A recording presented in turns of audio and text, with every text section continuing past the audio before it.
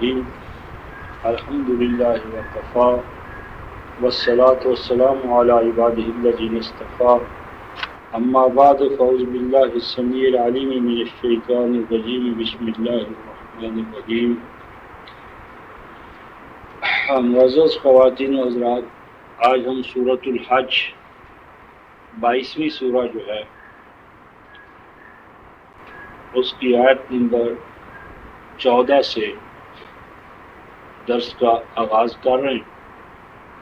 بسم اللہ الرحمن الرحیم، سورۃ الحج آیت نمبر 14۔ ان اللہ یدخل الذین آمنوا وعملوا الصالحات جنات تجری من تحتها الانہار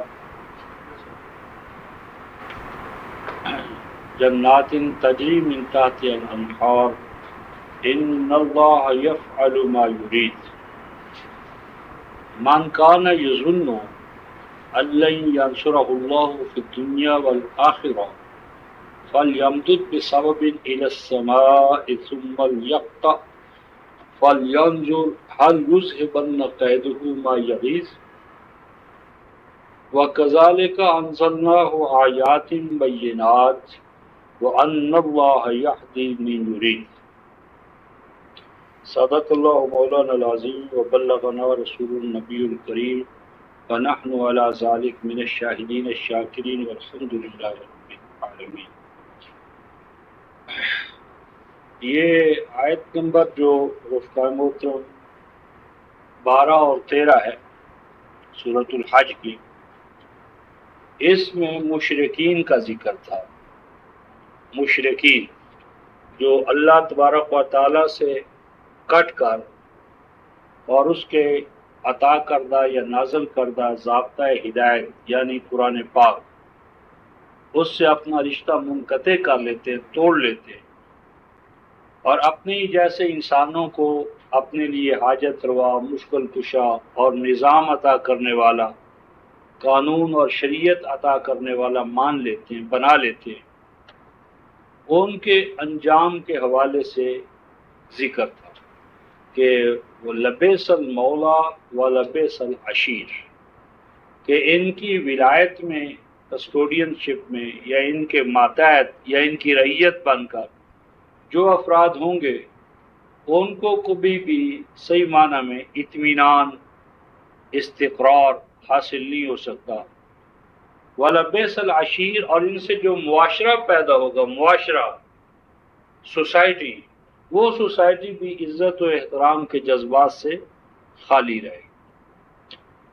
اب اس کے بعد ایمان لانے والے جو ہیں ان کا ذکر ہوتا ہے، اور یہ قرآن کا مستقل اصول ہے کہ وہ جسے ہم کہتے ہیں بائی کنٹراسٹ، کہ وہ حقائق اشیاء کو بائی کنٹراسٹ یعنی ازداد کے ذریعے بیان کرتا ہے۔ یہ قرآن کے ربط کا ایک محکم اصول ہے کہ مثلا پچھلی آیات میں اہل کفر کا ذکر ہوگا تو آگے اہل ایمان کا بیان آئے گا، تاکہ کفر اور ایمان ایک دوسرے کے آمنے سامنے رکھ کر ان کو دکھایا جائے۔ یا اسی طرح مثلا ماقبل زمینی مخلوقات کا بیان ہوگا تو اس کے فوراً بعد مثلا سماوی یا علوی یا عالم بالا اس کا ذکر ہوگا۔ تو یہ پست و بلند، کفر و ایمان، نفاق اور اعمال صالحہ، تو ان کا تقابل ہوتا ہے۔ تو اسی طرح اب ان یعنی مشرکین کے مقابلے میں اہل توحید کا، موحدین کا بیان شروع ہوتا ہے۔ ارشاد فرمایا جا رہا ہے کہ ان اللہ، بے شک اللہ تبارک و تعالی، یدخل، داخل کرتا ہے اور داخل کرتا رہے گا۔ یہ اللہ تعالیٰ کی مستقل سنت ہے، طریقہ کار ہے، میتھڈالوجی ہے، اسٹریٹجی ہے۔ بے شک اللہ داخل کر رہا ہے اور داخل کرے گا اور داخل کرتا رہے گا۔ کن کو داخل کرے گا؟ فرمایا الذین آمن، ان لوگوں کو جو اللہ پر ایمان لائیں گے توحید کے ساتھ، آمنو جہاں بھی آئے گا رفقائے محترم، آمنو سے مراد توحید ہے، توحید کے ساتھ ایمان، یعنی جس میں شرک کی کوئی آمیزش نہ ہو۔ اور دوسرا آمنو سے مراد ہمیشہ قرآن میں ایمان بالقرآن ہے، ایمان بالقرآن۔ اور یہ دونوں چیزیں اس وقت ایمان کے حوالے سے ہمارے یہاں خارج ہو چکی ہیں، یعنی ایمان کے اندر وہ چیزیں کہ جو کتاب اللہ کی روح سے شرک ہے وہ بھی داخل ہو چکی ہیں، کہ ہم نام نہاد مومن، اور مومن ہونے کے باوجود شرک کے سارے افعال، اعمال، عقائد وہ ہمارے اندر شامل ہیں۔ تو اس لیے ہمیں سمجھنا چاہیے کہ حضور کتاب اللہ ایمان سے مراد توحید ہے، اور نمبر دو ایمان سے مراد ایمان بالقرآن ہے، یعنی محمد رسول اللہ پر ایمان اصل میں ایمان بالقرآن ہے۔ اور اس مسئلے میں بھی ہم الٹی زکند لگا چکے ہیں۔ آج مثلا جشن میلاد نبی، اور 4:45 بجے ہمارے محلے کا امام ہمیں خوشخبری سنا رہا تھا کہ لوگوں خوش ہو جاؤ کہ ابھی ابھی یعنی چند منٹ پہلے نبی پاک صلی اللہ علیہ وسلم پیدا ہوئے، اور ہر سال وہ پیدا ہو رہے ہیں، یعنی ہر سال وہ پیدا ہی ہو رہے ہیں۔ تو پتہ نہیں جوان کب ہوں گے، جوانی کب آئے گی، نبوت اور رسالت کا مرحلہ کب آئے گا، پھر اگلے مراحل کب آئیں گے۔ تو جو گویا کہ اپنا فریضہ رسالت جو تھا، محمد الرسول اللہ، محمد بحیثیت رسول، اور رسالت کیا ہے؟ قرآن پاک۔ تو جو رسالت جاریہ ہے قرآن حکیم کی شکل میں، اسے موت و حیات کی زد میں لے آئے۔ تو یہ ایمان دراصل ایمان بالقرآن تھا۔ اب قرآن تو بیک گراؤنڈ میں ڈال دیا ہے رفقائے محترم، اور لانے والا جو تھا قرآن نبی پاک صلی اللہ علیہ وسلم، ان کے لیے نسبت سے مکہ، مدینہ، اس کی دیواریں، ہاں جی، اور وہاں کے روزے اور روزے کی جالیاں اور مسجد نبوی، اور اس میں آج آپ نے دیکھا ہوگا اس کی توسیع پر ارب ہر رفقائے محترم پیسہ لگایا جا رہا ہے۔ اتنا پیسہ اس کے پتھروں پر نقش و نگار پر لگایا گیا ہے کہ آپ اندازہ نہیں کر سکتے۔ اور یہ سارا پیسہ کہاں گیا؟ برطانیہ، فرانس، اٹلی، جرمنی، امریکہ۔ حتیٰ کہ حج کے ایام میں جب قربانی کرتے ہیں رفقائے محترم جانوروں کی، تو وہ بھی تمام جانور کہاں سے آتا ہے؟ ہالینڈ، آسٹریلیا، یعنی یورپی ممالک سے۔ اور وہ سارے کا سارا جو ہے وہ گوشت کہاں جاتا ہے، کہاں دفن کیا جاتا ہے؟ یعنی آج ہمارے اعمال، مذہبی اعمال، وہ بھی ہمارے زوال میں اضافے کا باعث بن، یعنی اب یہ مسجد حرام کی توسیع، ایکسٹینشن، مسجد نبوی کی ایکسٹینشن، یعنی امت میں افلاس ہے، امت میں قحط ہے، امت میں فاقہ مستی ہے، امت جو ہے وہ مقروض ہے، مدیون ہے، اور مسجدوں کو یعنی بقعہ نور بنایا جا رہا ہے۔ تو مسجد رفقائے محترم اگر کچی ہوں، لیکن ایمان والے پکے اور پختگی کریکٹر میں، پختگی علم میں، حکمت میں، تو جہاں لٹریسی کا جو حال ہے وہ آپ کو معلوم ہے۔ تو اتنا ارب روپیہ جو ہے رفقائے محترم، اگر اسی کو لٹریسی کو عام کرنے کے لیے، یہ حالت کو دور کرنے کے لیے، غربت سے عالم اسلامی کو پاک کرنے کے لیے، اور فلاحی اداروں کے قیام کے حوالے سے یہی انویسٹمنٹ ہوتی، تو یہ امت کے لیے کتنی بینیفٹ ہوتی۔ اور اب کیا ہے، وہ ایک زیارت کا مسئلہ بن جائے گا، چومنے اور چاٹنے کا مسئلہ بن جائے گا۔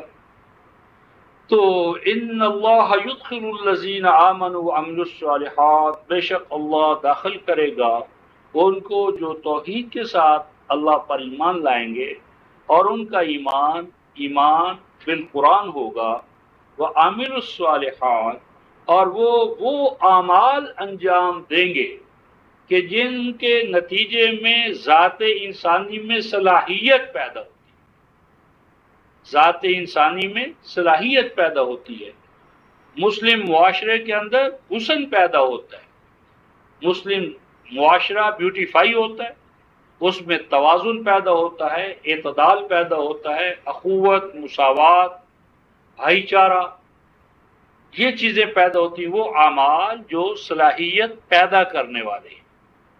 تو کہاں ان کو داخل کرے گا؟ جنات تجری من تحت الانہار، ایسے سرسبز و شاداب علاقوں میں کہ جن علاقوں میں، ممالک میں، ملکوں میں وہاں کے آبی وسائل رواں دواں ہوں گے ان علاقوں کو سرسبز و شاداب رکھنے کے لیے۔ یہ جو تصور ہے جی کہ جنت کہیں اوپر ہوگی اور نیچے نہریں بہ رہی ہوں گی، یہ معنی نہیں ہے۔ معنی مراد یہاں پر یہ ہے کہ وہ وہاں کی فلاح و بہبود کے لیے وقف ہوں گی۔ ایسا نہیں ہوگا کہ مثلا علاقے تو ہمارے پاس ہیں اور علاقوں کی یا ملک کی جو مثلا دریا ہیں، ان دریاؤں کے جو منبع ہیں، ہیڈز ہیں، وہ انڈیا کے پاس ہے، اور جب وہ چاہے فلڈ پیدا کر دے اور جب چاہے کیسالی پیدا کر دے، تو یہ مفہوم غلط۔ یعنی یہاں ایسے ممالک، ایسے علاقے، سبز و شاداب علاقے کہ تجری من تحتہا، رواں دواں ہوں گی نہریں، الانہار، نہریں، دریا، ریورز، آبی وسائل، من تحتہا، ان کی ماتحتگی میں، یعنی ان کے سرسبز و شاداب رکھنے کے لیے۔ ان اللہ یفعل ما یرید، بے شک اللہ تعالی جس چیز کا ارادہ فرما لے، ما یرید، جس چیز کا وہ ارادہ فرما لے، وہ ارادہ پورا ہو کر رہتا ہے، اس ارادے کو کوئی روک نہیں سکتا۔ اب اس میں رفقا محترم یہ جو ایمان کے حوالے سے بات ہے اور من تحتہا کے حوالے سے، تو اس کو ہم دو حوالوں سے دیکھتے ہیں۔ تو پہلے تو ہم سورہ زخرف 43ویں سورہ ہے اور اس کی ہے آیت نمبر 51، 43-51، سورہ زخرف آیت نمبر 51۔ فرمایا وَنَادَى فِرْعَوْنُ فِي قَوْمِهِ، منادی کی فرعون نے، فی قومی، اپنی قوم میں۔ کیا منادی کی؟ قالا، کہا اس نے، کہلوایا اس نے، ڈنڈورا پیٹا اس نے، یا قوم، اے میری قوم، الیس لی ملک مصر، کیا یہ ملک مصر جو ہے اس کا میں واحد مالک نہیں ہوں؟ الیس لی، کیا نہیں ہے میرے لیے ملک مصر، کیا ملک مصر کا میں والی و وارث نہیں ہوں؟ کوئی ہے جو اس کا انکار کرے؟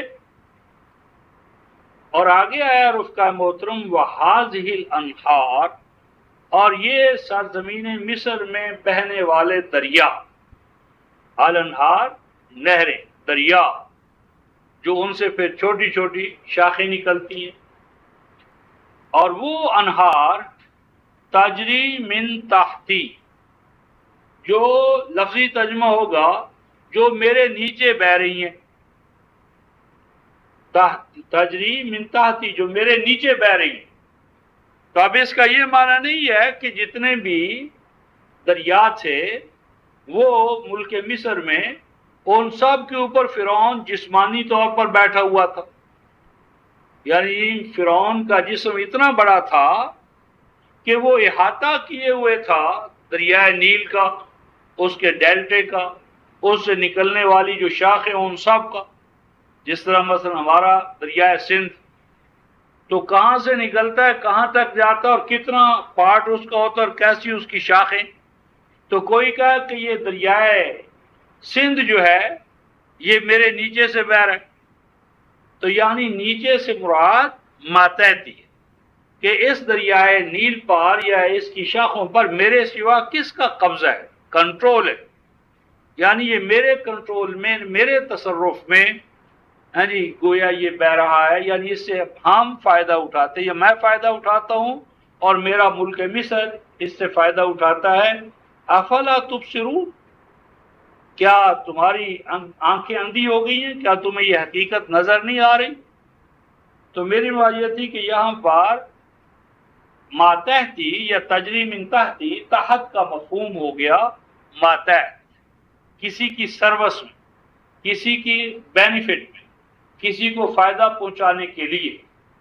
تو اسی طرح جنتی علاقوں کے بارے میں جب نہروں کا، دریاؤں کا ذکر آئے گا تو اس سے مراد یہ ہوگا کہ وہاں کی زمینیں اور وہاں کے آبی وسائل وہ اہل ایمان کے تصرف میں ہوں گے، اور اگر وہ اہل ایمان کے تصرف میں نہ ہوں تو وہ جنتی نہیں ہے۔ وہ تو یہ ہے کہ جب چاہے گا، جس کا ان پر قبضہ ہے وہ جب چاہے گا خوشحالی، اور جب چاہے گا فلڈ کر دے گا، قحط پیدا کر دے گا، جب چاہے قحط اور جب چاہے فلڈ۔ تو یہ جنات تجری کے گویا مفہوم، مزاج اور ان کی نیچر کے خلاف ہے۔ اور دوسرا اہم نقطہ رفقائے محترم کہ جو ایمان کے بات میں مسلمان بچے کے ذہن میں ڈالنا چاہتا ہوں، اور جس کے حوالے سے میں سمجھتا ہوں کہ آج ہمارا بگاڑ جو ہے یہ عام ہوتا چلا جا رہا ہے، وہ ایمان کے باب میں ایک بنیادی حقیقت کو نظر انداز کرنا۔ وہ بنیادی حقیقت یہ ہے کہ قرآن میں ایمان سے مراد ایک تو ایمان بالتوحید ہے، ایمان کا معنی اللہ کو ماننا توحید کے ساتھ، جس میں کسی طرح کا کوئی شرک نہ ہو۔ اور دوسری چیز یہ ہے کہ ایمان سے مراد ایمان با محمد نہیں تھا، بلکہ ایمان تھا اس قرآن پر کہ جو محمد رسول اللہ صلی اللہ علیہ وسلم کے توسط سے آپ کو اور مجھے عالم انسانیت کو ملا۔ اور قرآن حکیم نے اس حقیقت کو کھولا تھا رفقائے محترم سورہ محمد۔ تو سورہ محمد 47ویں سورہ ہے، 47ویں سورہ آیت نمبر 2۔ عجیب بات یہ ہے کہ جس عظیم حقیقت کو سورہ محمد میں کھولا، اسی سورہ کے پڑھ لینے کے باوجود مسلمان محمد کی ذاتی اور بشری پرستش میں مبتلا ہو گئے، اور جس چیز نے محمد کو محمد بنایا، رسول بنایا، جس نے ان کی زندگی کو دو حصوں میں تقسیم کر دیا، قبل نبوت بعد نبوت، نزول قرآن سے پہلے کی زندگی بعد کی زندگی، تو وہ قرآن بیک گراؤنڈ میں ڈال دیا گیا سازشی عناصر کی سازشوں کی وجہ سے۔ تو سورہ محمد آیت نمبر 2 ارشاد ربانی ہے، والذین آمنوا وعملوا الصالحات، اور وہ لوگ کہ جو ایمان لائے اور جنہوں نے صلاحیت بخش اعمال انجام دیے۔ آگے آیا رفقائے محترم آمنو کی تفسیر کہ آمنو سے کیا مراد ہے؟ فرمایا آمنو بما نزل علی محمد، یعنی ایمان لائے وہ اس چیز پر جو نازل کی گئی ہے محمد صلی اللہ علیہ وسلم پر۔ یعنی قرآن یوں نہیں کہتا کہ آمنو بمحمد، کہ وہ محمد پر ایمان لائیں۔ آمنو بمحمد کہنے کی بجائے آمنو بما نزل علی محمد، ایمان کا معنی ہے اس چیز پر ایمان لانا جو محمد رسول اللہ پر نازل ہوئی۔ اس معنی میں محمد رسول اللہ بھی ایمان کے حوالے سے قرآن پر ایمان لانے والے اہل ایمان کے ایک فرد تھے، وہ یا ایھا الذین آمنوا میں شامل تھے۔ ہمارے مذہبی ذہن نے یا ایھا الذین آمنوا میں نبی پاک صلی اللہ علیہ وسلم کو رہنے نہیں دیا۔ مثلا سورۃ البقرہ کی آیت 285 میں ارشاد فرمایا آمن الرسول بما انزل الیہ من ربہ والمؤمنون، کہ ایمان لایا سب سے پہلے کون؟ الرسول، کس چیز پر؟ جو کچھ کے نازل کیا گیا اس کی جانب اللہ کی طرف سے، اور اہل ایمان بھی ایمان لائے۔ تو ایمان لانے میں رسول اور المؤمنون برابر ہے، برابر۔ تو وہ جو ایمان با قرآن تھا، ایمان بالقرآن، وہ ہو گیا ایمان بمحمد، اور محمد رسول اللہ کی بشری حیثیت کو بہت اونچا کر دیا گیا۔ اور جب وہ وفات پا گئے تو کہیں ان کے نالین مبارکین آ گئے، کہیں ان کے دانت آ گئے، کہیں ان کے بال آ گئے، کہیں امامہ مبارک آ گیا، کہیں روزہ اور اس کی جالی آ گئی۔ تو اب قرآن تو بیک گراؤنڈ میں ڈال دیا گیا، اور وہ جو بشری حیثیت سے وابستہ یادگاریں تھیں تبرکات کے طور پر، ان کی تلاش میں مسلمان مارا مارا پھرنے لگا۔ تو یہ سازش ہے، لہذا ضرورت یہ ہے کہ ہم اس حقیقت کی منادی کریں کہ یا ایھا الذین آمنوا، اے ایمان والو، ایمان سے مراد دراصل ایمان بالقرآن، اور اس ضمن میں رفقائے محترم، یہ ایمان موروثی طور پر مسلمان کے گھر میں پیدا ہونے سے نہیں ملتا۔ تو اس ایمان کو صحیح معنی میں ایمان بنانا ہے سورہ النساء کی آیت 136 کی روح سے کہ یا ایھا الذین آمنوا آمنو، اے وہ لوگوں جو اپنے آپ کو مومن کہتے ہو، سیکھو سمجھو کہ ایمان کیا ہے۔ ایمان مومن کے گھر میں پیدا ہونے سے نہیں ملتا۔ آج ہم مسلمان ہیں اس لیے کہ مسلمان کے گھر میں پیدا ہوئے، لیکن اگر ہم کسی بدھی کے گھر میں ہوتے، عیسائی کے گھر میں ہوتے، ہندو مت کے ہندو کے ازم کے کسی فرقے میں ہوتے، تو کیا ضمانت ہے کہ ہم لازماً مسلمان ہوتے؟ تو اگر ہم صرف پیدائش کی وجہ سے مسلمان ہیں تو ہمارا یہ اسلام اور ایمان موروثی ہے۔ تو اس کو حقیقی کرنے کے لیے ہمیں قرآن اور اس کی جو علم کی ماہیت ہے، اس کا جو امتیاز ہے، اس کے جو کنٹینٹس ہیں، اور ان کنٹینٹس میں جن نتائج کی ضمانت فراہم کی گئی ہے، اس کو ہمیں سمجھنا ہوگا تاکہ وہ ضمانت ہمیں اس حوالے سے حاصل ہو کہ وہ نتائج و ثمرات آج ہم بھی پیدا کر سکیں۔ تو اس حوالے سے ہم دوبارہ سورہ الحج کے ایمان اور اس کے بعد اعمال صالح، تو اعمال صالحہ کے حوالے سے رفقائے محترم جس طرح شرعی معنی پہنا دیا گیا کہ اعمال صالحہ یعنی نماز روزہ اور بس، یہ صحیح نہیں۔ اعمال صالحہ کیا ہے کیا نہیں ہے، اس ضمن میں آپ ہمیشہ سورہ الاعراف اس کی آیت 190 کو ذہن میں رکھا کریں۔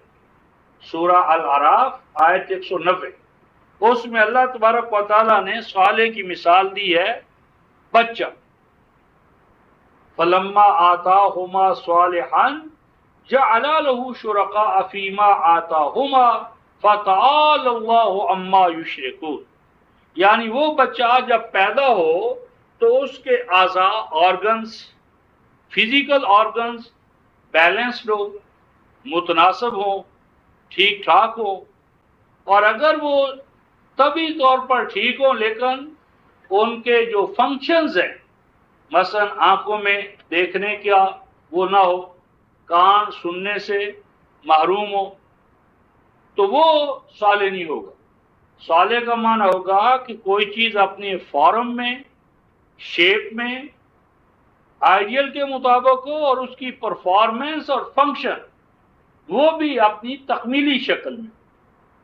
تو یہاں جو اعمال صالحہ ہیں وہ تمام اعمال کہ جن کو کتاب اللہ نے، قرآن پاک نے ریکمینڈ کی ہے، اور ان کا دوسرا وصف کیا ہے رفقائے محترم؟ المعروف۔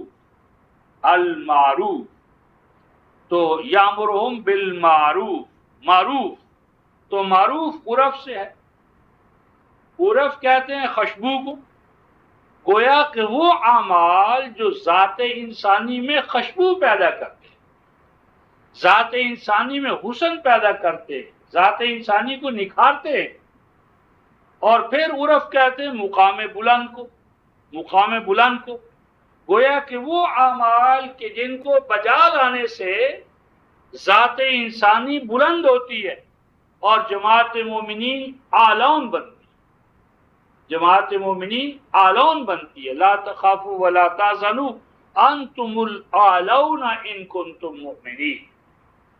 تو اعمال صالحہ وہ تمام اعمال کہ جس سے ذات انسانی اور انسانی معاشرہ میں، مومن جماعت میں حسن پیدا ہو، کمال پیدا ہو، اور اس کے نتیجے میں انہیں اعلان ہونے کا مقام حاصل. اور اعلان ہونے کا مقام ہی ایک حوالے سے کیا ہے؟ جنات تجری من تحتها الانہار. اس سے اہل ایمان کو زمین کی وراثت عطا ہوتی ہے. زمین کی وراثت کے حوالے سے رفقائے محترم پچھلی سورہ الانبیاء جو ہے اس کا ایک قریب ہم نے حوالہ دیکھا تھا، اسے دوبارہ دیکھتے ہیں. سورہ الانبیاء آیت 105 اور آیت 106. وَلَقَدْ كَتَبْنَا فِي الزُّبُورِ مِن بَعْدِ الذِّكْرِ، فرمایا کہ لکھ چکے ہم زبور میں. زبور سے مراد صرف حضرت داؤد کی زبور نہیں ہے. زبور کے بارے میں ہم نے دیکھا تھا زبر، یہ ہر کتاب الہی زبور تھی. زبور کا معنی ہوتا ہے بلند کرنا، مضبوط کرنا، مستحکم کرنا. زبور کتاب الہی کا دوسرا نام ہے، دستور سماوی کا دوسرا نام ہے. یعنی وہ دستور جو مٹنے والا نہیں، مرنے والا نہیں، راستے میں آپ کو چھوڑنے والا نہیں، آخری نقطے تک آپ کو پہنچانے والا اور مضبوط، مستحکم یعنی قیم. اور ذکر سے مراد ہے بنیادی، یعنی شرف و مجد کی ضمانت دینے والی چیزوں کے بیان کے بعد ہر نبی کو عطا ہونے والی کتاب میں ہم نے اس بات کو ثبت کر دیا ہے. وہ بات کیا ہے جو ہر کتاب میں ثبت کی گئی ہے کہ ان الارض یارثها عبادی الصالحون، کہ بے شک زمین، ان الارض زمین. اب یہاں پر زمین سے مراد کر دیا زمین فلسطین، غلط بات.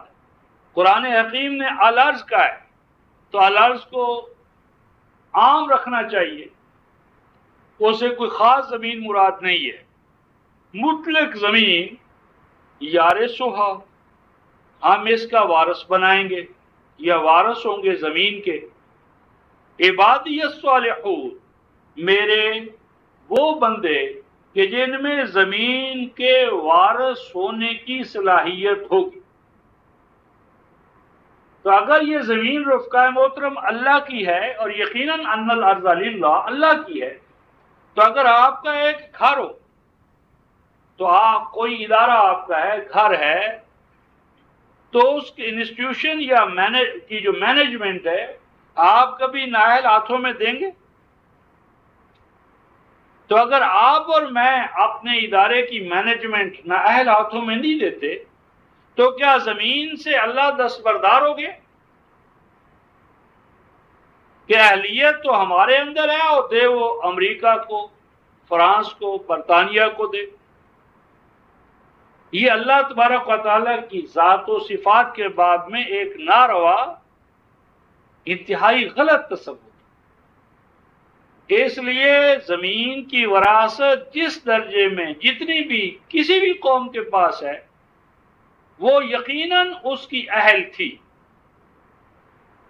یعنی اہلیت اور صلاحیت کے بغیر اگر اندھا دھند ملے تو پھر اللہ کے وجود پر، اس کی قدرتوں یعنی طاقت پر ایمان رکھنے کا کیا فائدہ؟ تو جس حد تک زمین پر کسی قوم کا، امت کا غلبہ ہے، تصرف ہے، اس دائرے میں اس کے پاس صلاحیت.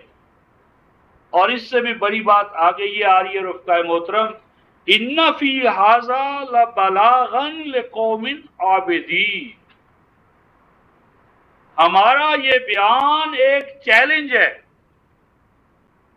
بلاغن کہتے ہیں الٹیمیٹ چیلنج.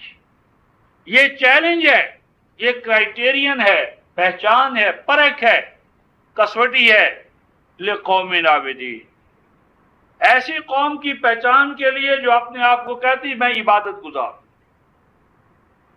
وہ قوم عابد اور زمین کے ایک چپے پر اس کا تصرف نہ ہے. قوم عابد لے کر در در کی ٹھوکریں کھا رہی ہے.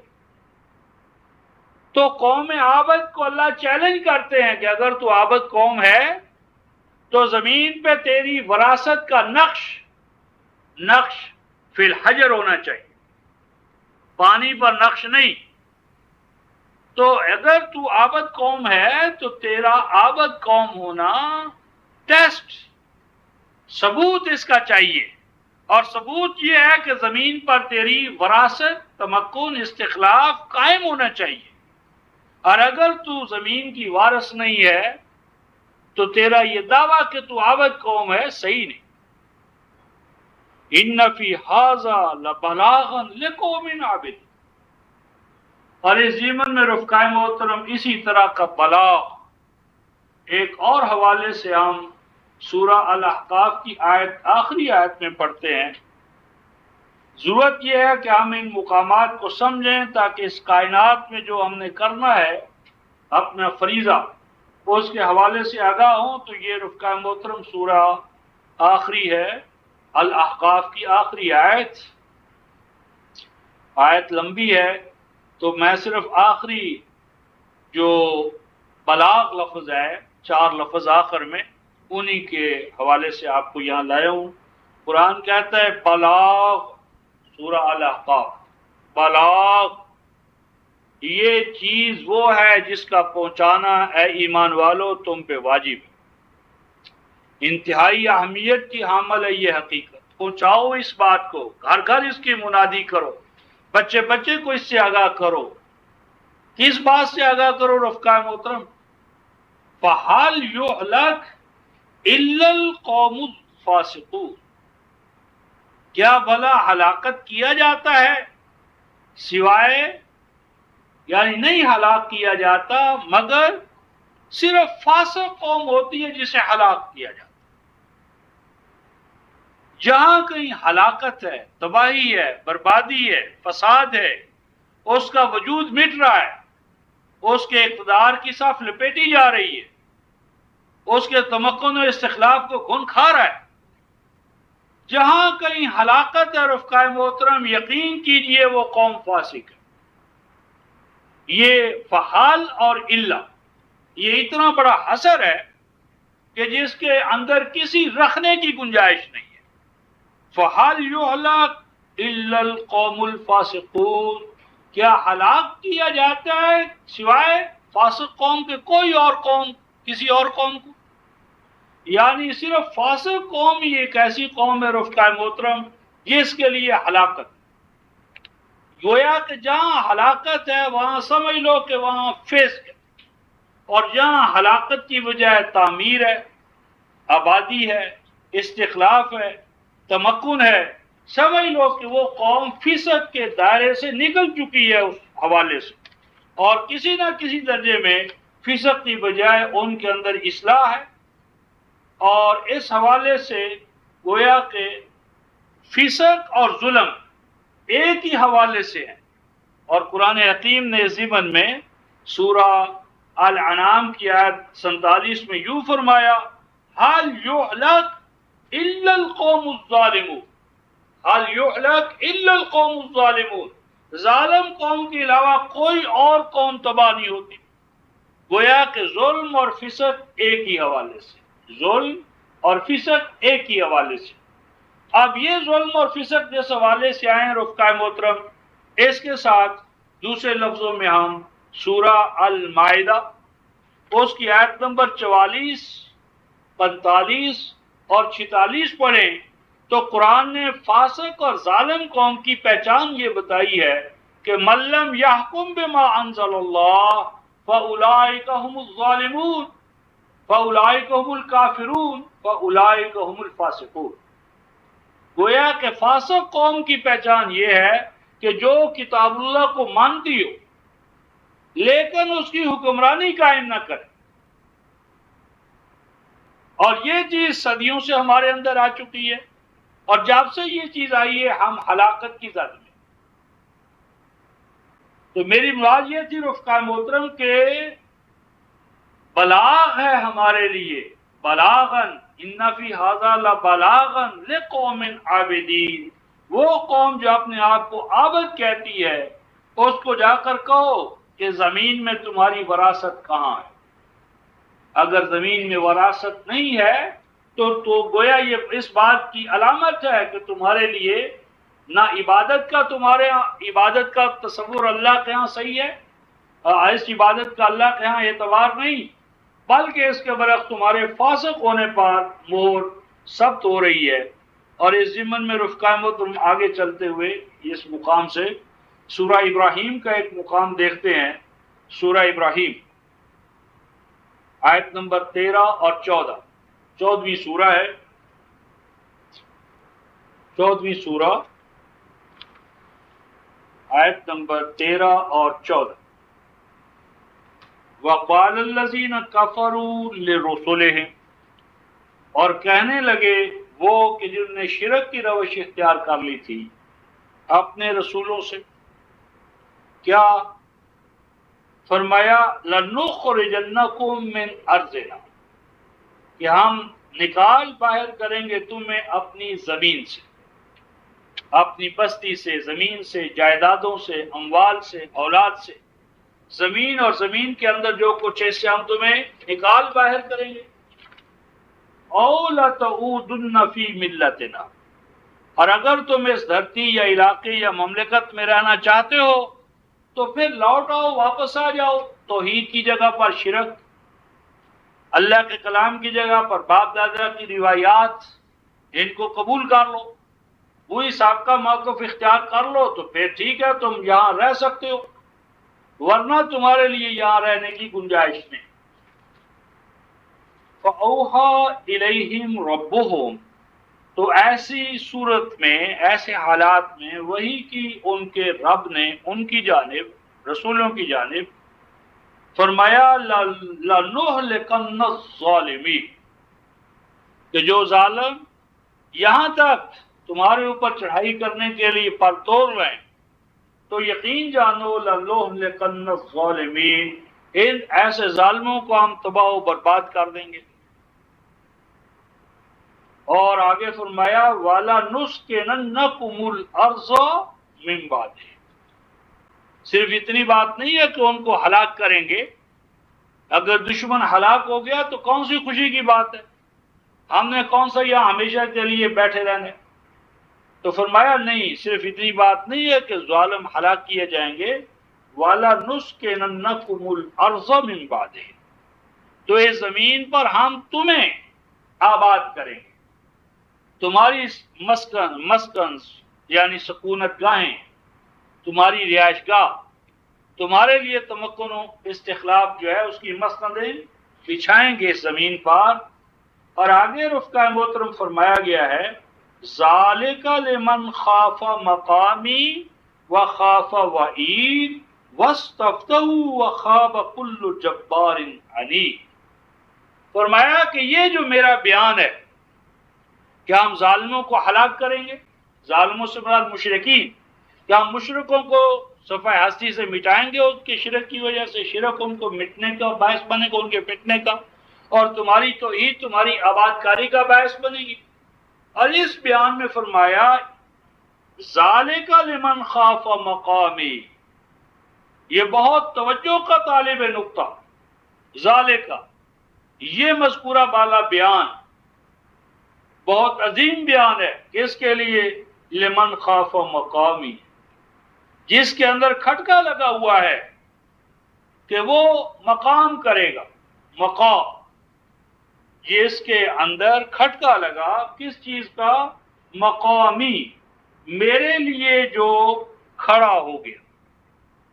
عام طور پر تو اس کا معنی یہ کیا جاتا ہے کہ جو میرے حضور میں قیامت کے دن کھڑا ہو گیا، جس نے یہ یقین کر لیا کہ حساب کتاب کے لیے اس نے اللہ کے حضور میں کھڑا ہونا، وخاف وعید، اور اس نے اپنے دل میں کھٹکا پیدا کر لیا اس بات کے بارے میں کہ اللہ تبارک و تعالیٰ کی وعیدیں ٹلنے والی نہیں ہیں، اس کے وعدے ہوں یا وعیدیں وہ ٹلنے والی نہیں ہیں۔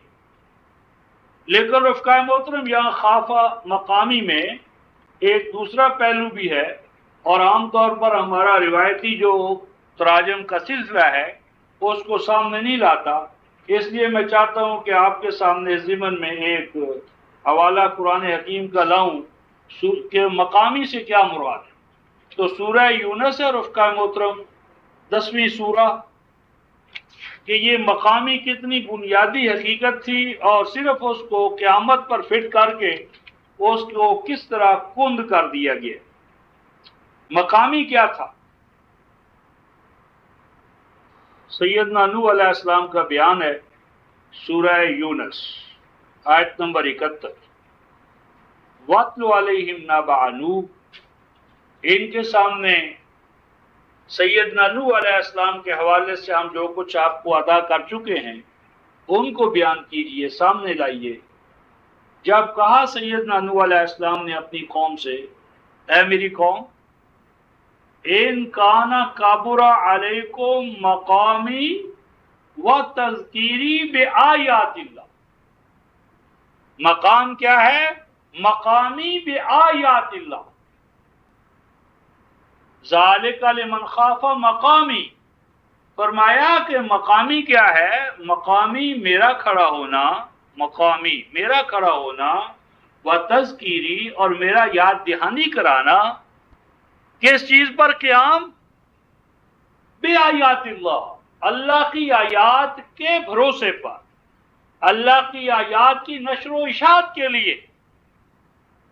تو گویا کہ مقامی بآیات اللہ، کہ جو قوم دعویٰ کرے کہ وہ اللہ کی آیات کے لیے کھڑی ہو گئی ہے تو اسے یقین رکھنا چاہیے کہ اب استخلاف اور تمکن کی منزل دور نہیں ہے۔ تو جب کوئی قوم اللہ کی آیات کا علم بلند کرے، اللہ کی آیات کو غالب کرنے کے لیے، اس کی اشاعت کرنے کے لیے، ان کی پروپیگیشن کے لیے کھڑی ہو جائے صحیح معنی میں، تو اس کی منزل محکومی نہیں ہے، در در کی ٹھوکریں نہیں ہیں، ان کی منزل کیا ہے؟ تمکن ہے، استخلاف ہے۔ اور آگے فرمایا فَعَلَى اللَّهِ تَوَكَّلْتُ فَأَجْمِعُوا أَمْرَكُمْ وَشُرَكَاءَكُمْ ثُمَّ لَا يَكُنْ أَمْرُكُمْ عَلَيْكُمْ غُمًّا ثُمَّ اقْضُوا إِلَيَّ وَلَا تُنظِرُونِ۔ یہ مقامی بآیات اللہ کا تقاضا ہے۔ کیا تقاضا ہے؟ فَعَلَى اللَّهِ تَوَكَّلْ، اب میرا تمام بھروسہ، میری وکالت میرے اللہ کے ذمہ، یعنی مراد ہے کہ اس کا کلام، اس کا دین، میں اس کی وکالت میں، پناہگاہ میں سپردم بتو مایا خیشرا تدانی حساب و کم و بیشرا۔ اب میں نے کلیتاً اپنے اللہ کے کلام پر بھروسہ کیا، پس تم جمع کر لو اپنی تدابیر کو، امرہ کو، جو حکمرانی کے حقوق تمہیں حاصل ہیں ان سب کو جمع کر لو، وشرکاءکم، اور جن کو تم اللہ کی توحید کے ساتھ اللہ کا پارٹنر اور سانجی سمجھتے ہو ان کو بھی شریک کر لو، اور پھر کسی حوالے سے اپنا کوئی پہلو اپنے اوپر پوشیدہ نہ رہنے دو، پھر میرے بارے میں جو تم نے فیصلہ کرنا ہے وہ کر لو، ولا تنظرون، اور مجھے ایک لمحے کی بھی مہلت نہ دو۔ یعنی یہ گویا اللہ تعالیٰ کے قانون، نظام اور اس کے منہاج اور اس کی سنت، میتھڈالوجی کے اتنے محکم ہونے کا بیان ہے کہ نوح علیہ السلام کے جب چاروں طرف ان کے سامنے طاغوتی طاقتیں ہیں اور ایمان لانے والے بھی اراذلنا بادی الرائے ہیں، اس صورت میں بھی وہ ڈنکے کی چوٹ کہتے ہیں کہ نہیں بھائی، تمہارے ہمارے مابین کمپرومائز نہیں ہو سکتا، اب تو یہی ہوگا کہ یا تم رہو گے یا ہم، یا تمہاری یعنی ہماری توحید غالب آئے گی یا تمہارا شرک۔ تو یہ وہ بات تھی کہ جو اللہ تعالیٰ نے ہمیں سورہ الحج میں ارشاد فرمائی کہ ان اللہ، کہ بے شک اللہ تعالیٰ ضرور بضرور داخل کرے گا ایمان والوں کو، توحید والوں کو، ایمان بالقرآن والوں کو، اور ان کو کہ جو صلاحیت بخش اعمال انجام دیں گے، کس میں؟ ایسے سرسبز و شاداب علاقوں میں کہ جن کی سرسبزی و شادابی کے لیے وہاں کے آبی وسائل وقف ہوں گے، اور بے شک اللہ اپنے اس ارادے کو پایۂ تکمیل تک پہنچا کر رہے گا۔ اس ضمن میں رفقا محترم سورہ ابراہیم ہی کا ایک اور حوالہ ہم دیکھتے ہیں، اس حوالے سے کہ آج ہر جگہ دعا ہے، ربنا ثبت اقدامنا، ربنا ثبت اقدامنا، اے اللہ ہمارے پاؤں کو استحکام عطا فرما، قوت عطا فرما، ہمارے دلوں اور دماغوں کو ثبات عطا فرما، ہم کمزور ہونا تو ہمیں یہ کر وہ کر، اور یہ دعائیں مانگ مانگ کر ہم تھک رہے ہیں، لیکن ثبات و استحکام ہے کہ اس کی منزل جو ہے وہ ہم سے کوسوں ہی نہیں، ہزاروں لاکھوں میل دور نظر آ رہی ہے۔ تو اس کا سبب کیا ہے؟ اس سبب کے حوالے سے ہم رفقۂ محترم سورہ ابراہیم جو ہے، سورہ ابراہیم کی آیت جلیلہ جو ہے 27 اور 28، سورہ ابراہیم آیت نمبر 27 اور 28 دیکھتے، صرف 27 ہی دیکھ لیں۔ اللہ تعالیٰ نے ہماری ثبت اقدامنا کی دعائیں جو ہے ان کی جو قبولیت کی شرط ہے اس سے ہمیں آگاہ کی ہے۔ سورہ ابراہیم آیت نمبر 27، یثبت اللہ الذین آمنوا، ثبت اقدامنا کی جو دعا ہے اس کا جواب صرف ان کو ملے گا اللہ کی طرف سے کہ جن کی کیا فرمایا، الذین آمنوا، مشرکین کو نہیں۔ تو اگر کوئی قوم شرک میں مبتلا ہے تو چیختی چلاتی رہے قیامت تک، اس کی ثبت اقدامنا کی دعائیں رائے گاہ جائیں گی۔ یہ تو اللہ تعالیٰ کا وعدہ ہے موحدین کے ساتھ، آمن، جو شرک سے، ہر طرح کے شرک سے اپنے آپ کو پاک رکھے، اگر مبتلا ہو جائیں تو علیحدہ کریں۔ اور نمبر 2 یہ ان کے ساتھ ہے جو ایمان بالقرآن، تو جنہوں نے قرآن کے اوپر روایات کو، قصوں کو، کہانیوں کو، فقہ کو، حدیث کو، تفسیر کو حاکم بنا لیے، وہ اس کے مصداق ہی نہیں۔ اور نمبر 2 اہم جواب یہ آیا ہے رفقائے محترم کہ اللہ توحید والوں کو اور قرآن کے دستور حیات کے کامل اور مکمل اور اکمل ہونے کو جو ماننے والے ہیں انہیں ثبات، استحکام عطا کرے گا۔ کس چیز کے بھروسے پر، کس چیز کے سہارے، کس چیز کے نتیجے میں؟ بالقول الثابت، اپنے قول ثابت کے ذریعے۔ اور اس کا قول کیا ہے رفقائے محترم؟ سورہ الانعام آیت نمبر 73، وَقَوْلُهُ الْحَقِّ، اس کا قول اس کا الحق ہے، یعنی قرآن پاک۔ قول اللہ کا کیا ہے؟ الحق، قرآن پاک۔ اور یہ قرآن پاک جو ہے یہ کیا ہے؟ الثابت، نہ مٹنے والا، نہ ہٹنے والا، اپنا مقام اور موقف نہ چھوڑنے والا۔ گویا کہ امت مسلمہ کے ثبات و استحکام کا باعث اور ضامن کیا ہے رفقائے محترم؟ قرآن پاک۔ جب تک قرآن پاک کے کھونٹے کے ساتھ یہ امت بندھی رہے گی اور ایٹم بم کی بجائے قرآن کی قوت و طاقت جو ہے وہ آربٹ اور امت اس کے گرد گھومے، یہ قبلہ ہے اور امت اس کا طواف کرے، یہ چاند ہے اور امت اس کی روشنی سے اپنے دل دماغ کو منور کرے۔ تو جب تک کہ قبلے کا مقام کتاب اللہ کو حاصل ہوگا اور کتاب اللہ کو وہ اپنا امام اور رہنما بنائے تو یہ موحد جماعت کیا ہوگا؟ اس کو ثبات و استحکام عطا ہوگا۔ اور یہ کہاں ہوگا؟ مرنے کے بعد۔ جس طرح ہمارا مذہبی ذہن کہتا ہے خار ہیں، بدکار ہیں، ڈوبے ہوئے ذلت میں ہیں، کچھ بھی ہیں لیکن تیرے محبوب کی امت سے خاری، بدکاری، ذلت، رسوائی، یہود والی تمام علامتیں اپنے اندر تسلیم کر لی، اور پھر کہا محبوب کی امت میں سے۔ خود تو ڈوبے ہیں صنم، تم کو بھی لے ڈوبے، محبوب کو بھی کہاں پر پہنچا۔ لیکن قرآن پاک یہ کہتا ہے رفقائے محترم فی الحیات الدنیا، یہ ثبات و استحکام تو حیات دنیا میں عطا ہوگا، مرنے سے پہلے کی زندگی، قبل از مرگ۔ تو اگر قبل از مرگ ذلت و رسوائی ہے تو بعد مرگ کا جو دعویٰ ہے اس کی دلیل کیا ہے؟ رفقائے محترم، حیات آخرہ کی کامیابی اور کامرانی اور جنت دعویٰ ہے، اس کی شہادت ہے حیات دنیا میں اہل ایمان کا غلبہ اور حیات دنیا میں اہل ایمان کے لیے جنت کا حصول۔ اسی لیے 55/46 میں ارشاد فرمایا وَلِمَنْ خَافَ مَقَامَ رَبِّهِ جَنَّتَانِ، ایمان والوں کے لیے تو جنت ہی جنت ہے، حیات دنیا میں بھی جنت، حیات آخرہ میں بھی جنت، معیشت، معاشرت، سیاست، فرد، جماعت، ذہن، ضمیر، دل، دماغ، قلب، ہر حوالے سے جنت۔ تو فرمایا وفی الآخرہ، اور یہی حیات دنیا کی جنت جو ہے یہ حیات آخرہ میں عطا ہوگی۔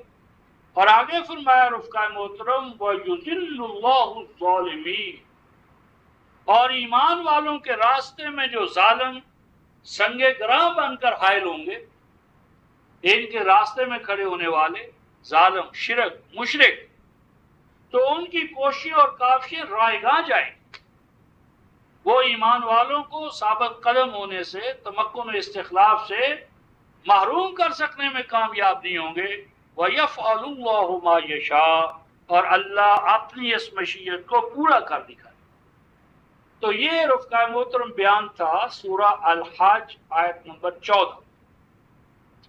اب ہم 15 آیت پر ہیں، سورہ الحج آیت نمبر 15۔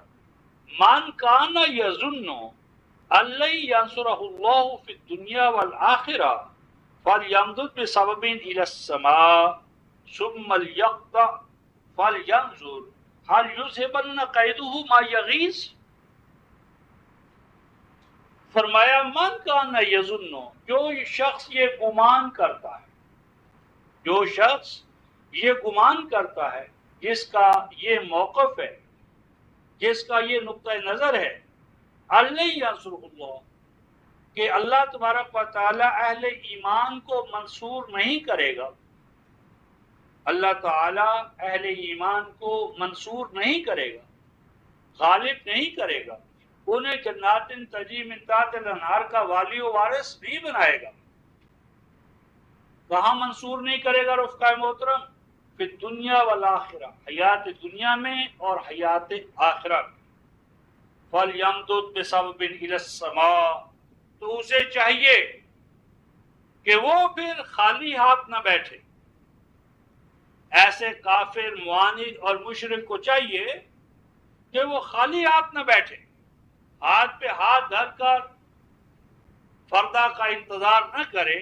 فَلْيَمْدُدْ بِسَبَبٍ، اسے چاہیے کہ وہ ہر طریقہ بروئے کار لائے۔ سبب کا معنی ہوتا ہے ذریعہ، سبب کا معنی ہوتا ہے رسی، سبب کا معنی ہوتا ہے راستہ۔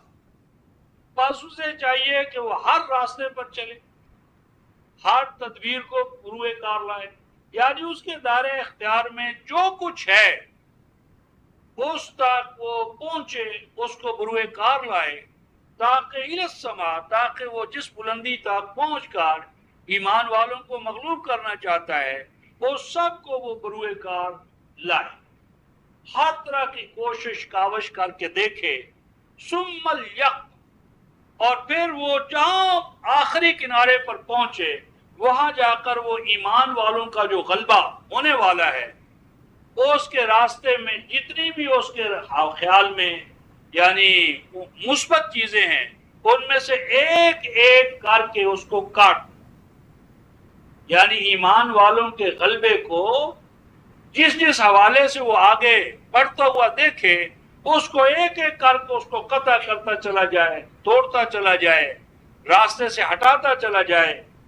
فَلْيَنظُرْ هَلْ يُذْهِبَنَّ كَيْدُهُ مَا يَغِيظُ، اور اسے چاہیے کہ وہ اس امر پر نظر رکھے کہ جو جو وہ تدابیر، سازشیں، قید کا معنی سازش، جو وہ سازشیں قید کرتا چلا جا رہا ہے، کیا اس سے اس کا وہ مقصود حاصل ہو رہا ہے اسے، کہ جو چیزیں ایمان کے غلبے کے لیے ہیں کہ جن سے اسے غصہ آتا ہے، جس سے اس کا خون کھولتا ہے، تو کیا غلبہ اسلام کے آثار کو، نشانات کو یہ مٹا سکنے میں کامیاب ہو سکا ہے؟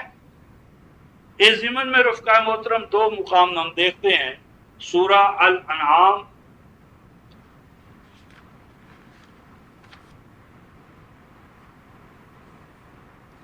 آیت نمبر 134. سورہ الانعام چھٹی سورہ ہے.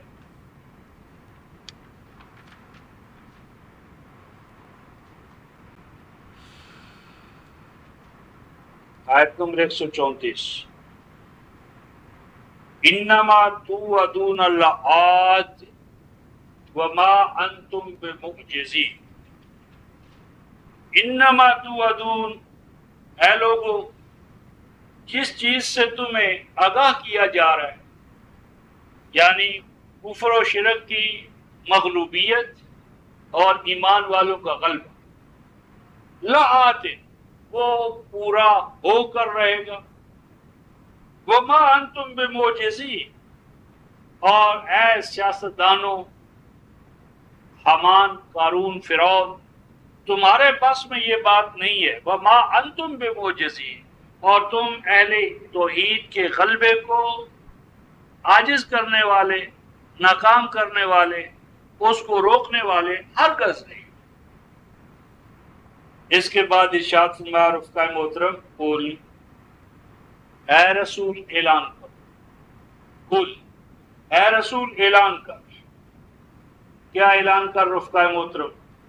یا قوم، میم کے نیچے جو زیر ہے اس کا معنی یا قومی، اے میری قوم، اعملوا علی مکانتکم. عظیم حوصلہ ہے رفقائے محترم نبی پاک صلی اللہ علیہ وسلم کا اور آپ کی اتباع میں آنے والے اہل ایمان اور ان کے ائمہ. یعنی اپنے مخالف کو کہتے ہیں اعملوا، کام کرو، قوال نہ بنو، کام کرو، جدوجہد کرو، محنت کرو، اور جدوجہد اور سٹرگل کرو مجھے ناکام کرنے کے لیے.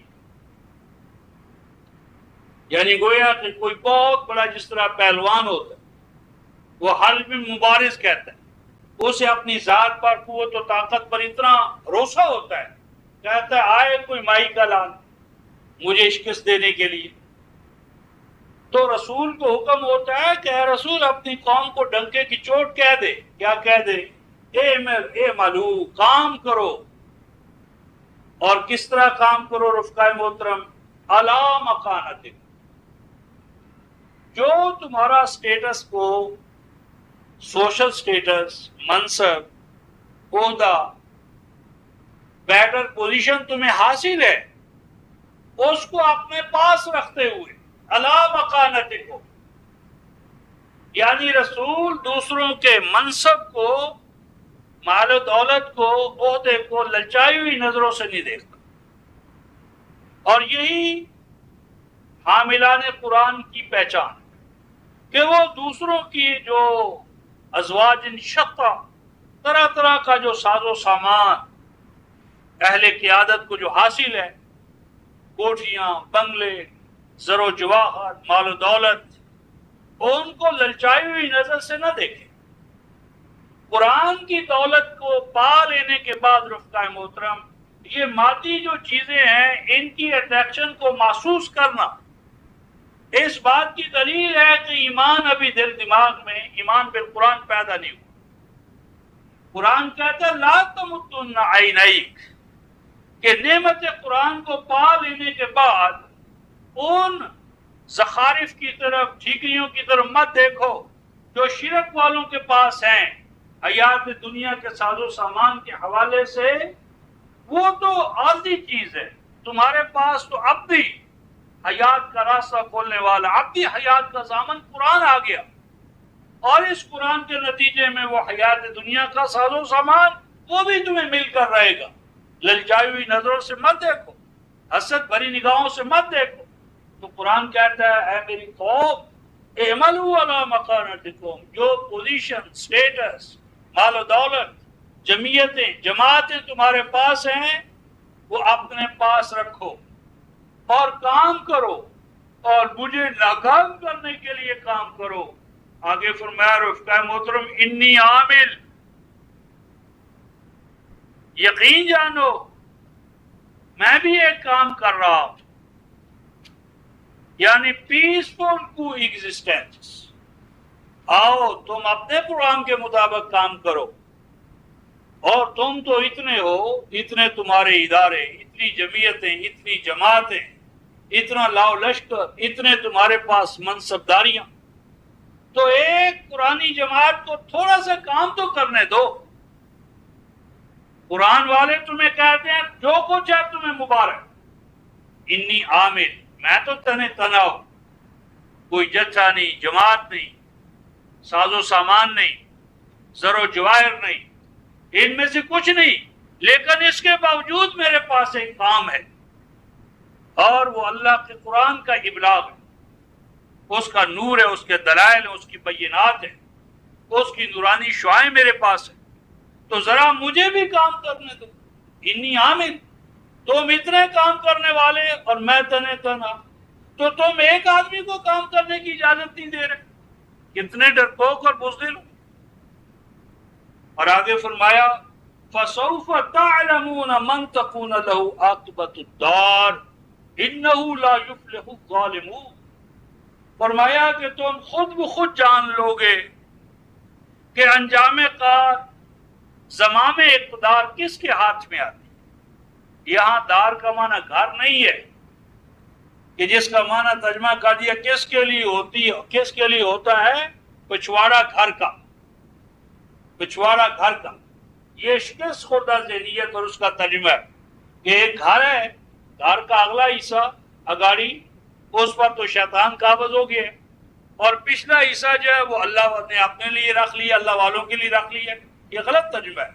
دار کا یہاں معنی اصل میں ہے دارا یدور و دورم و دوارا، عاقبت الدار سے یہاں مراد ہے، الدار سے مراد ہے وہ موومنٹ، موشن، حرکت، کہ جو تم نے بھی متحرک کی ہے، تحریک، تحریک تمہاری بھی ہے، تحریک ہماری بھی ہے، تمہاری شرک کی تحریک چل رہی ہے، ہماری توحید کی تحریک چل رہی ہے۔ عاقبت الدار، کہ انجام کار، تمہاری تحریک جو ہے، یہ ساری جو سچویشن ہے اس پہ اس کا تصرف ہوتا ہے، گرفت ہوتی ہے، غلبہ ہوتا ہے، یا ہماری تحریک کا۔ یہ دونوں تحریکیں ہیں آزاد، تو یہ دونوں فیصلہ کون مرحلے میں داخل ہوں گی، اور انجام کار انہو لا یفلح الظالمون، ہمارا ایمان ہے کہ ظالم فلاح یافتہ نہیں ہوں گے، یعنی ظلم اور فلاح اکٹھے نہیں ہوں گے۔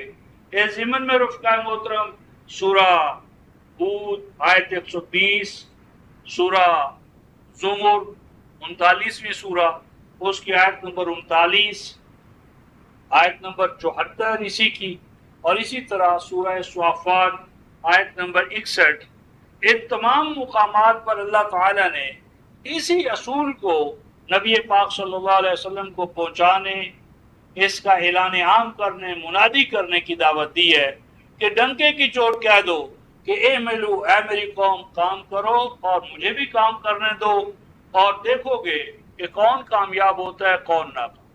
صرف اس فرق کے ساتھ کہ سورہ ہود کی آیت 120 میں اب وہ جماعت بھی شامل ہو جاتی، انا عاملون، وہ فرد جو ہے، رسول جو ہے عامل، وہ اب عاملون کی جماعت جو ہے تو اس کا امام بن جاتا ہے۔ تو یہ جو سورہ الحج میں آیت نمبر 15 میں ہم نے یہ دیکھا کہ تم دیکھو گے کہ تمہاری غلبہ اسلام کے راستے میں جو منفی کوششیں اور کاوشیں ہیں یہ کامیاب نہیں ہوں گی۔ اور یہ کامیاب کیسے نہیں ہوں گی رفقائے محترم؟ اس کی ما یغیث کے حوالے سے ہم دو مثالیں قرآن حکیم سے دیکھتے ہیں۔ ایک تو یہ جو منصوریت ہے رفقائے محترم، یہ حیات دنیا میں ہے، اللہ ینصرہ اللہ، کہ اللہ ایمان والوں کو منصور نہیں کرے گا، تو یہ ان کی منصوریت حیات دنیا اور حیات آخرت، جیسے یہاں بیان ہے۔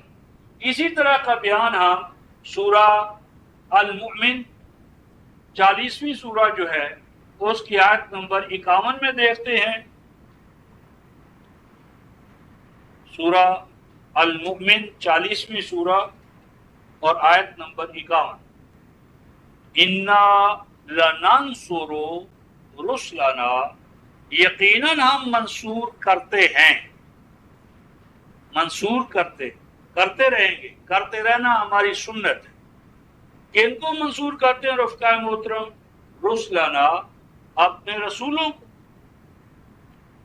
تو یہ رسولوں کو پڑھ کر ظاہرہ طور پر اگرچہ ہم نے ختم نبوت اور ختم رسالت کا ایک ہی معنی کر دیا، غلط بات۔ نبی پاک صلی اللہ علیہ وسلم خاتم النبیین ہے، نبوت آپ پر ختم ہو گئی، لیکن رسالت تا قیام قیامت جاری رہے گی۔ لیکن رسالت سے مراد ہے رسالت القرآن، قرآن حکیم میں جو پیغام حیات ہمیں عطا ہوا ہے نبی پاک صلی اللہ علیہ وسلم کے توسط سے، اس نبوت کو آگے ہم نے پہنچانا ہے۔ اس نبوت کو یعنی پیغام الہی کو، قرآن پاک کو پہنچانا رسالت، یہ رسالت نیابتاً عن النبوہ اس امت کا فریضہ ہے۔ اور جب اس نے یہ کام چھوڑا تو عالمی سطح کا بگاڑ جو ہے اس سب کا بوجھ بھی اس کے کندھوں پر آ پڑا۔ تو فرمایا کہ بے شک ہم منصور کرتے اپنے رسولوں کو، اور آگے فرمایا والذین آمنوا، اور اہل توحید کو، قرآن حکیم پر ایمان لانے والوں کو۔ اور کہاں منصور کرتے ہیں رفقائے محترم؟ فی الحیات الدنیا، یہ منصوریت ہماری حیات دنیا، اور حیات دنیا کا بیان ہے وَيَوْمَ یقوم الاشہاد، اور یہ وہ دور ہوتا ہے کہ جس دور کے اندر اللہ تعالیٰ کے دین کے گواہ، شاہد، شہادت دینے والے، وہ گلیوں میں، بازاروں میں، دائیں بائیں اٹھ کھڑے ہوں کتاب الہی کی شہادت دینے کے لیے۔ تو جب کتاب الہی کے شہداء یا اشہاد ظہور پذیر ہونا شروع ہو جائیں، نمود پذیر ہونا شروع ہو جائیں، تو سمجھ لو امت مسلمہ کے اصل غلبے کے آثار ظاہر ہو رہے ہیں، اور تمکن و استخلاف کا راستہ جو ہے اس کی طرف اس نے صحیح معنی میں رہنمائی حاصل کر لی ہے۔ اب اس کے بعد وہ جو آیا تھا رفقائے محترم ما یغیظ، تو ما یغیظ کہ جو چیزیں تمہیں یعنی جوش میں، جذبے میں، غصے میں لانے والی ہیں، اہل شرک تم لاکھ کوشش کرو، وہ غصے والی چیزیں تو ظہور پذیر ہو کر رہے ہیں۔ وہ کیا ہیں؟ اس کے لیے رفقائے محترم ہم سورہ الفتح دیکھتے ہیں، اور اس میں ہمیں ایک عجیب سبق جو ہے وہ ملے گا، اور اس میں ہم سب کی رہنمائی ہے۔ سورہ الفتح آخری آیت کا دوسرا حصہ میں لے رہا ہوں، آیت ذرا لمبی ہے۔ سورہ الفتح آیت 29، 48ویں سورہ آیت نمبر 29 اور 29 میں بھی ہم مَثَلُهُمْ فِي الْإِنْجِيلِ وَمَثَلُهُمْ فِي الْإِنْجِيلِ، اور اصحاب محمد صلی اللہ علیہ وسلم کی مثال فرمایا کہ مَثَلُهُمْ، اور ان اصحاب محمد کی مثال فی الانجیل، انجیل میں مسیح علیہ السلام نے یوں بیان فرمائی ہے کَزَرْعٍ، اصحاب محمد، اہل قرآن، جماعت، ان کی فرمایا تمثیل انجیل میں یوں بیان ہوئی ہے کَزَرْعٍ أَخْرَجَ شَطْأَهُ۔ یہ زرع رفقائے محترم یہاں بتاتا ہے کہ یہ ایک بیولوجیکل پروسیس ہے۔ زرع یہ بیولوجیکل پروسیس ہے۔ اب اگر زارع اور زراعت کو ہم دیکھیں، جس کا بیان سورہ الواقعہ میں آئے گا، تو ہم دیکھتے ہیں کہ زراعت کی جو نسبت ہے رفقائے محترم، وہ قرآن حکیم میں اللہ تبارک و تعالیٰ کی طرف ہوئی ہے، اور کسان کو اللہ تبارک و تعالیٰ نے مزارع یا زارع کی بجائے حارث قرار دی ہے۔ حارث، ایک ہے حارث اور ایک ہے زارع۔ زارع کا معنی اصل میں ہے کہ جو بیج زمین میں ڈالا گیا ہے، اس کے اندر کے جو امکانات ہیں، صلاحیتیں ہیں، ان کو نمود پذیر کرنا، ان کو باہر لانا۔ تو یہ جو کسان ہے رفقائے محترم، تو اس کا کام تو یہی ہے کہ وہ زمین کو کیا کرتا ہے؟ ہل چلاتا ہے، ہل چلاتا ہے، اس میں سے جھاڑ جھنکار صاف کرتا ہے۔ زمین جب صحیح معنی میں تیار ہو جاتی ہے، اس میں روشنی اور کھاد واد کا سارا، تو اس کے بعد اس میں بیج ڈالتے ہیں۔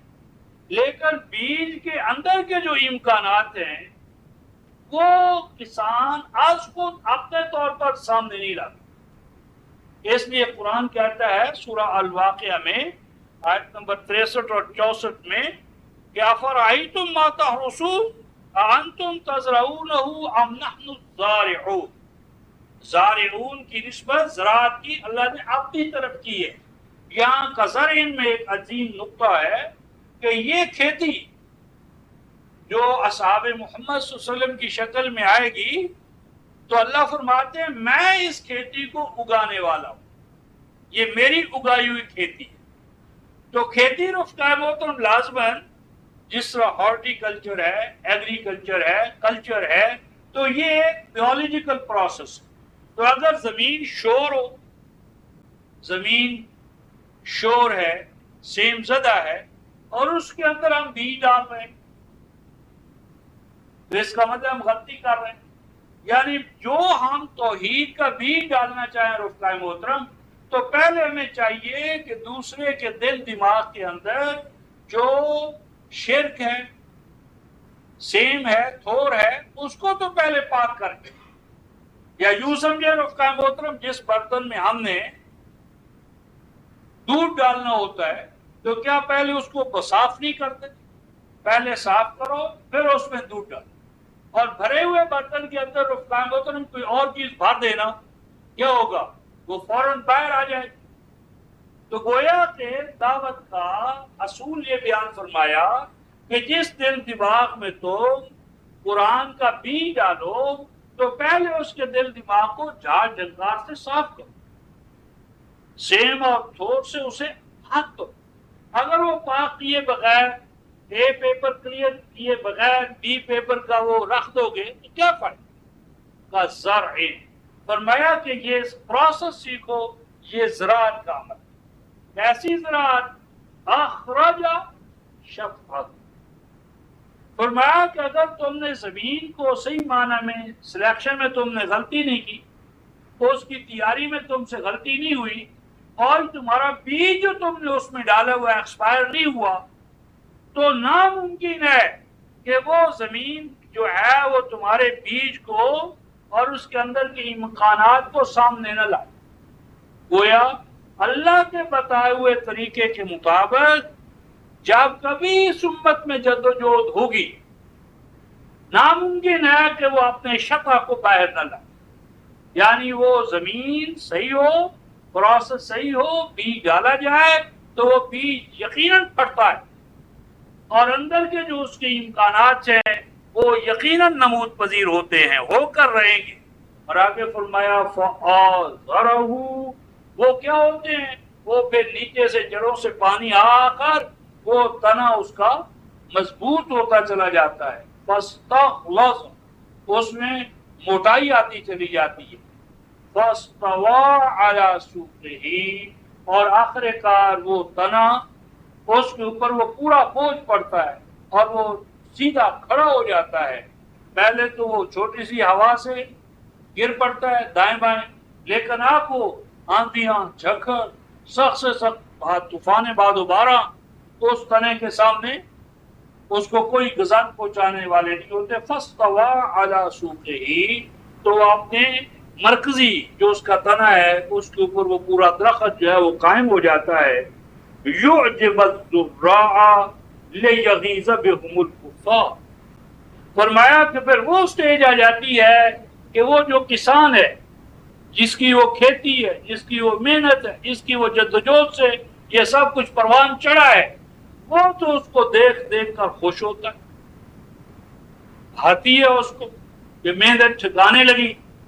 لیکن اس کے ساتھ ساتھ کچھ حاسد ہوتے، یہاں کفار کا لِيَغِيظَ بِهُمُ الْكُفَّارُ، لیکن مشرکین اس کو دیکھ دیکھ کر جلتے۔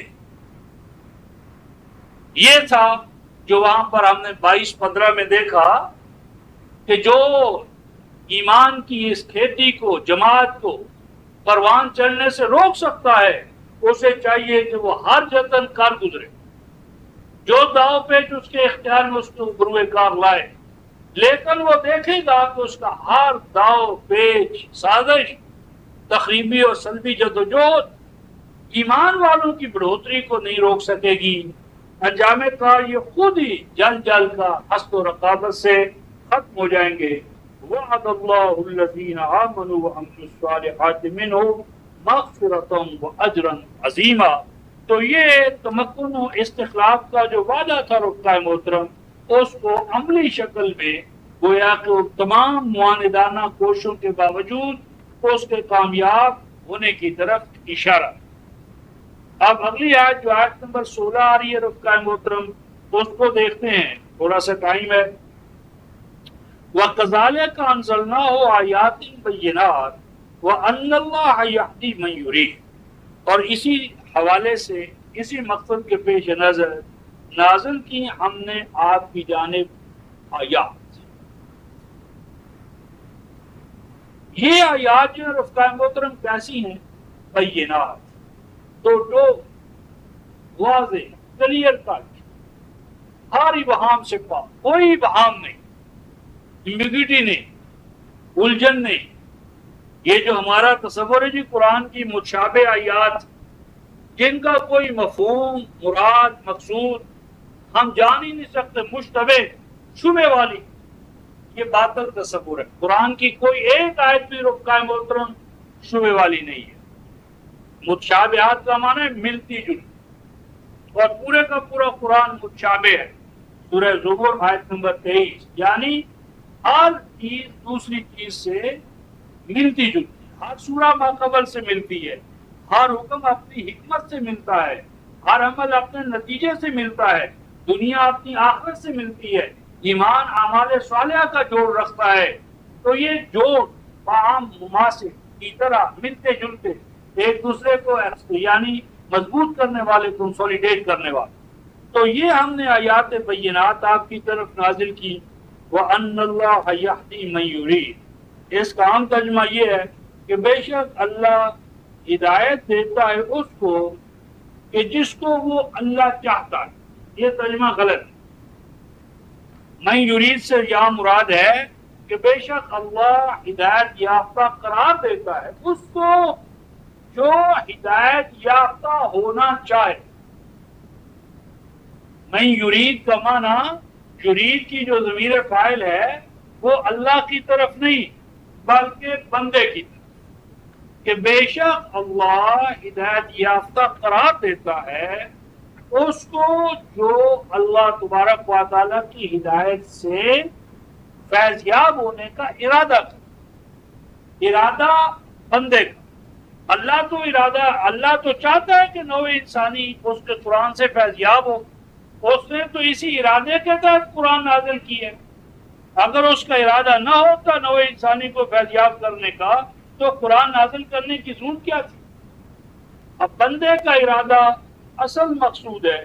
اس ضمن میں رفقائے محترم قرآن حکیم نے ایک اور چیز استعمال کی ہے، 42-13، وہاں یہ لفظ آئے ہیں وَيَهْدِي إِلَيْهِ مَن يُنِيبُ، يَهْدِي إِلَيْهِ مَن يُنِيبُ، یہ آیت ہے 42-13، کہ بے شک اللہ ہدایت اس کو عطا کرتا ہے یا وہ اس کی نظر میں ہدایت یافتہ ہوتا ہے، من یونیب۔ اب یہاں یونیب کا کوئی دوسرا ترجمہ ہو ہی نہیں سکتا، جو خود اللہ کی طرف ہدایت کے لیے جھکتا ہے، آتا ہے۔ انیشیٹو لینا انسان کا کام ہے، اللہ کا نہیں۔ اللہ تو اپنا قرآن نازل کرتا ہے۔ اس ضمن میں رفقائے محترم وقت کی مناسبت سے میں صرف آپ کے سامنے ایک آیت جلیلہ رکھنا چاہتا ہوں، کیونکہ اس ضمن میں ایک بہت غلط تصور ہے جی اللہ جس کو چاہتا ہے گمراہ کرتا ہے، جس کو چاہتا ہے ہدایت دیتا ہے۔ ہدایت دینے کا ارادہ تو اللہ کرے گا، بندہ کہاں سے کرے گا؟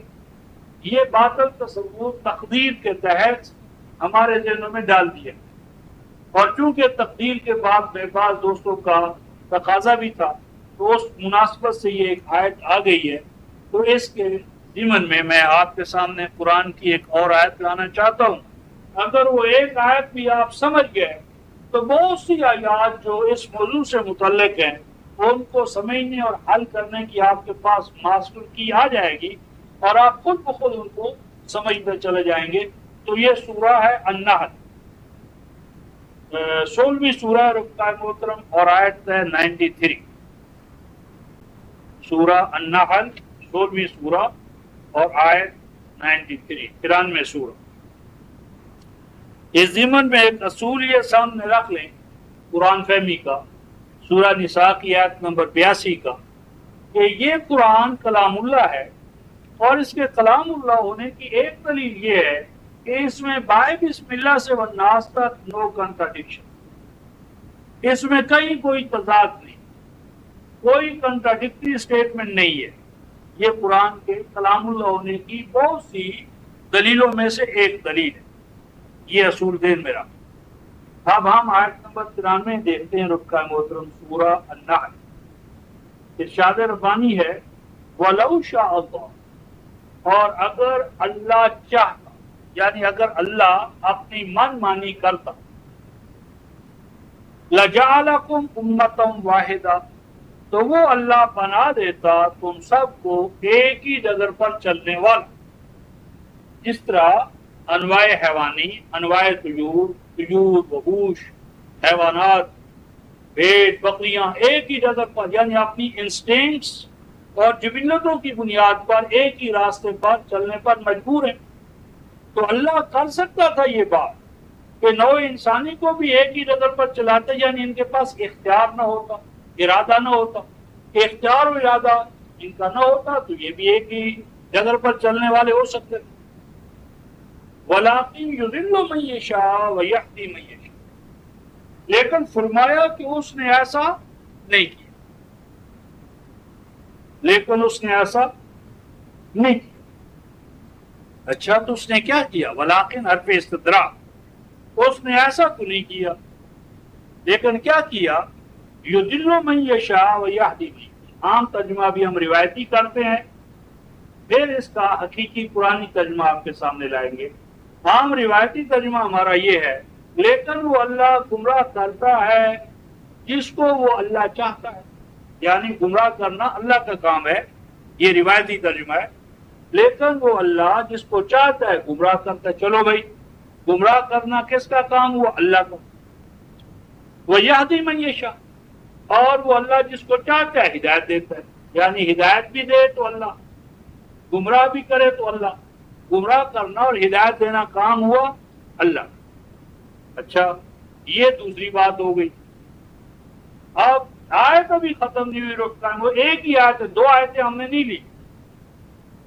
ایک ہی آیت، ایک ہی مقام، ایک ہی سورہ، اور ایک ہی آیت کے یہ 3 مدارج، سٹیجز. تو اب تیسری بات کیا آ رہی ہے رفقائے محترم؟ وَلَا تُسْأَلُنَّ عَمَّا كُنتُمْ تَعْمَلُونَ. اور اے انسانوں یقین جانو، اس بات کو اچھی طرح نوٹ کر لو، ذہنوں میں بٹھا لو کہ ضرور بضرور تم سے پوچھا جائے گا، یعنی تمہاری اکاؤنٹیبلٹی ہے. ضرور بضرور تم جواب دہ ٹھہرائے جاؤ گے، ضرور بضرور تم سے جواب طلبی ہوگی اس چیز کے بارے میں. اما کنتم تعملون، ان تمام اعمال کے بارے میں جن کو تم انجام دے رہے ہو، یعنی گمراہی کے اعمال، شرک، فساد، فسق، جتنے بھی اعمال ہیں ان سب کے بارے میں تمہاری جواب دہی ہے. یعنی پہلے تو ہم نے ترجمہ یہ کیا روایتی کہ گمراہ کرے گا اللہ، گمراہ کرتے اللہ، ہدایت دیتے اللہ.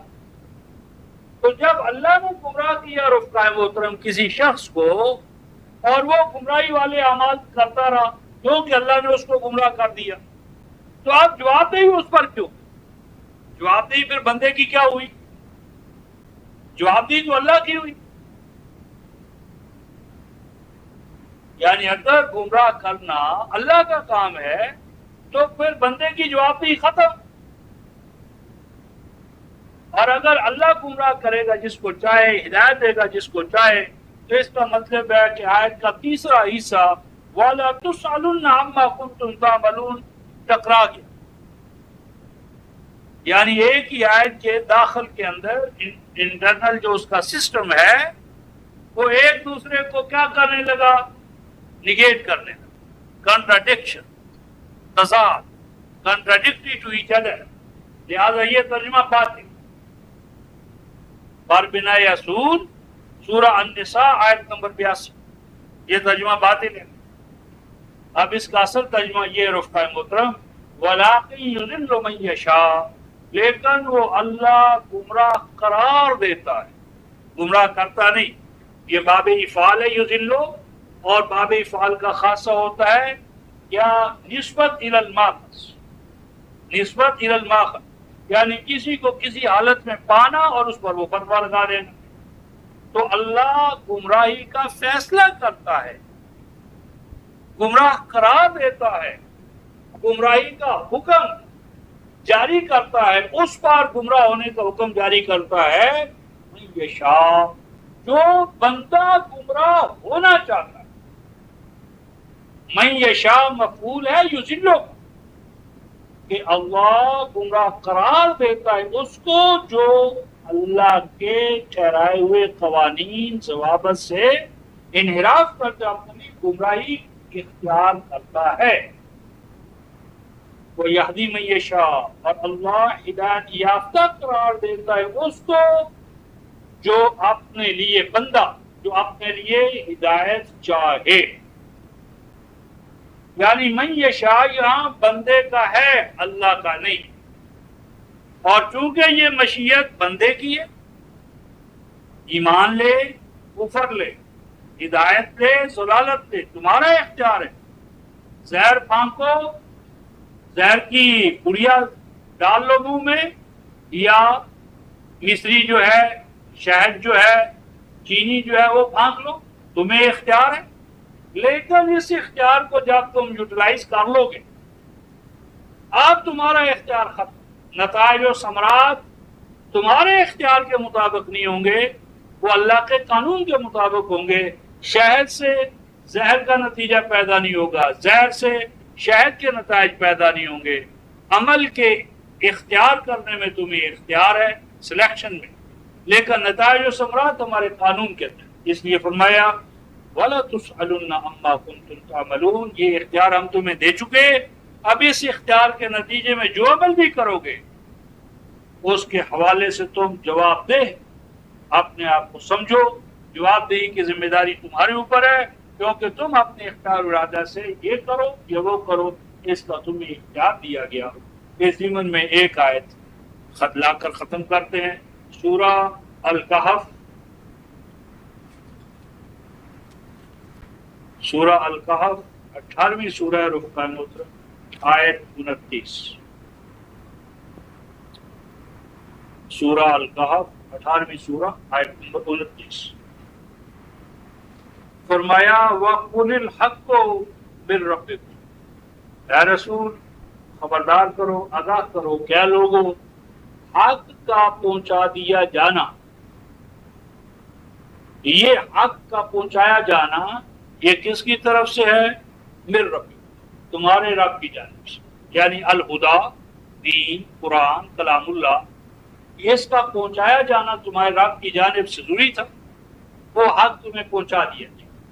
آگے فرمایا رفقائے محترم فَمَنْ شَاءَ فَلْيُؤْمِنْ، اب جو تم میں سے چاہے وہ مومن ہو جائے، اللہ نہیں، مشیت بندے کی، بس جو چاہے وہ اس حق کو قبول کر کے اپنی مشیت کو پورے کار لا کر مومن ہو جائے۔ وَمَنْ شَاءَ فَلْيَكْفُرْ، اور جو ایمان کی بجائے کفر کا راستہ اختیار کرنا چاہے، ایمان کی بجائے کفر کا راستہ اختیار کرنا چاہے، فَلْيَكْفُرْ، تو اسے بھی مکمل اختیار ہے، کفر کا راستہ اختیار کرنا، یعنی کفر کا راستہ اختیار کرنا یا ایمان کا راستہ اختیار کرنا یہ بندے کی مشیت پر ہے، اللہ کی مشیت پر، یہ بندے کا فیصلہ۔ ہدایت و ضلالت بندے کا اختیار ہے، ایمان اور کفر بندے کا اختیار ہے، اس میں اللہ تعالیٰ کی طرف سے کوئی جبر نہیں ہے، بس اس کو اللہ کی تقدیر کے ساتھ اس معنی میں وابستہ کرنا کہ وہ پہلے لکھ چکا ہے ایمان اور کفر، وہ فیصلے کر چکا اور ان فیصلوں کے مطابق ہم سب کچھ کر رہے ہیں، یہ قرآن ناشناسی ہے۔ تو اللہ تبارک و تعالیٰ ہمیں اپنے کلام کو سمجھنے اور سمجھانے میں ایک دوسرے کا دست و بازو بننے کی توفیق عطا فرمائے۔ آخر دعوانا الحمدللہ۔